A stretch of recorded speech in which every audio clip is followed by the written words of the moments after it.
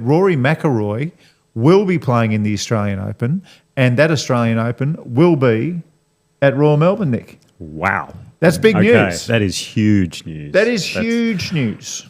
If we say the Australian Open is going to be at Royal Melbourne Composite course, Yes. how many ears prick up of all the best golfers around the world? Stacks. They go, hang on, it's at the Composite? Yep. That's it's not actually the 7th best course in the world. I was actually looking at the rankings earlier. I went through, what's the top 10 courses?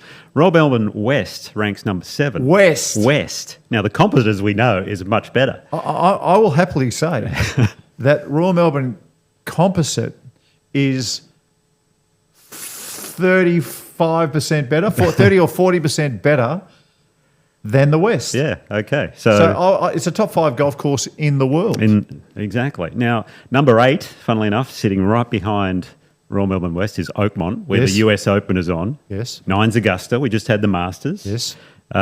Port Rush, I had a look, is number 16. Yes. Number 16. So Royal Melbourne West, and we're talking Composite, slide that up another few spots. If you had the Australian Open there, we would have the best golf course in the world having a tournament this year. Wouldn't that be something? It'd be enormous. Look, it would be enormous. And the tickets will sell out automatically, to have the reigning US Masters champion to come down to Royal Melbourne.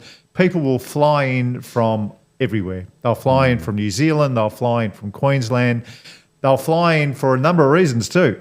One, to get to Melbourne, to see Royal Melbourne, and to see Rory McIlroy play. Wouldn't that? I'm getting goosebumps. In your view, is Rory a lock? Well, I know Ross Stevenson quite well. Well enough to call him a friend. And I called him and I said, is it fair dinkum? And he said, yeah, as far as I can tell, it's fair dinkum, and something would have to change.